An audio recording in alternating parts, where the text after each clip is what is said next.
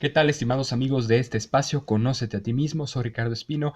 El día de hoy retomamos nuestras transmisiones habituales en este espacio para todos ustedes, considerando lo que son la vida de los santos, estos hombres y mujeres comunes y corrientes a veces, que nos dan lecciones de muchas virtudes, de cómo vivir nuestra vida de cara a Dios y siguiendo fieles a nuestra conciencia, viviendo con plenitud al máximo nuestra vida. Hoy es el caso de Santa Prisca, consideraremos el testimonio de esta virgen y mártir. En tiempos de Claudio, que era el emperador romano, y él había conseguido brillantes victorias contra sus enemigos.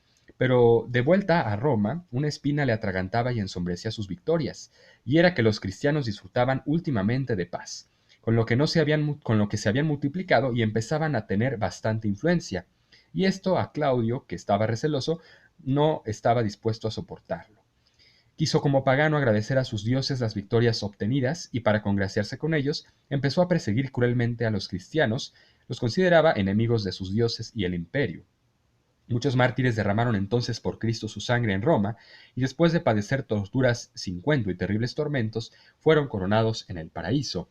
Y ese es el caso precisamente de la doncella de 13 años, Prisca, que, tierna por su edad, pero firme en voluntad, había nacido en Roma y era descendiente de ilustre familia. El emperador mandó apresarla y llevarla a su presencia.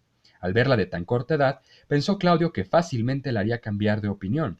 La hizo llevar entonces al templo de Apolo para que ofreciese sacrificios.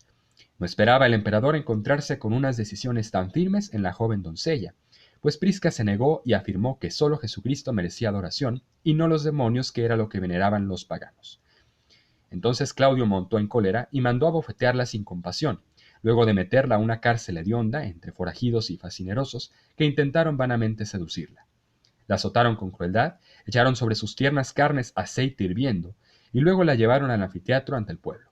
Soltaron entonces a un león para que la descuartizase y devorase, pero aquel león, olvidándose de su natural fiereza, se echó a los pies de la Virgen como una oveja y empezó a lamérselos y acariciarla mansamente.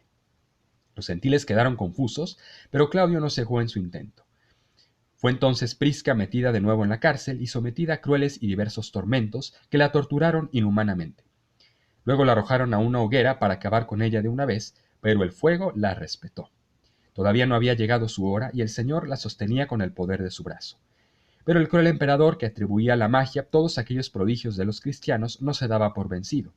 Como suele suceder en muchos casos, cuando ya se había demostrado la protección divina sobre los mártires, llegaba por fin la corona del martirio. Prisca fue llevada fuera de la ciudad y allí ofreció mansamente su cabeza, siendo ésta cortada. Santa Prisca, dejando el mundo lleno de suavísimo olor y fragancia de Cristo, y admirado por su virginal pureza y heroica constancia, se fue al cielo a gozar de su triunfo con las vírgenes, mártires y ángeles. Su cuerpo fue enterrado en la Vía Ostia, en Roma, el 18 de enero del año 269. Sus reliquias actualmente se conservan en Roma en la iglesia que lleva su nombre, y fueron siempre muy veneradas, atribuyéndose también a ellas numerosos milagros. La iglesia de Santa Prisca, como sucede con las iglesias antiguas más importantes de la ciudad de Roma, goza de un título cardenalicio.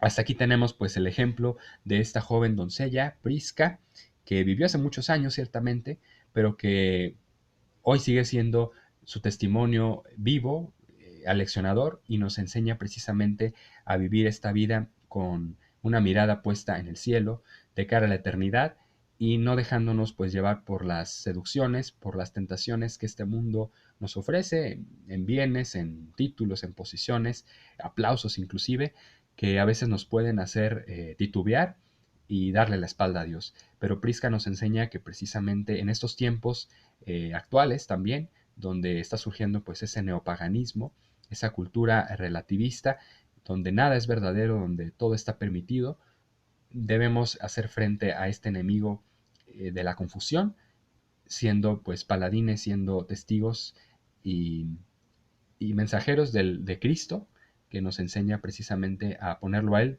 por encima de todas las cosas. Hasta aquí nuestra transmisión. Agradecemos el favor de su atención a nuestros radioescuchas. Ojalá puedan suscribirse a este canal, compartir el podcast y dejarnos sus comentarios. Nos esperamos en la próxima edición.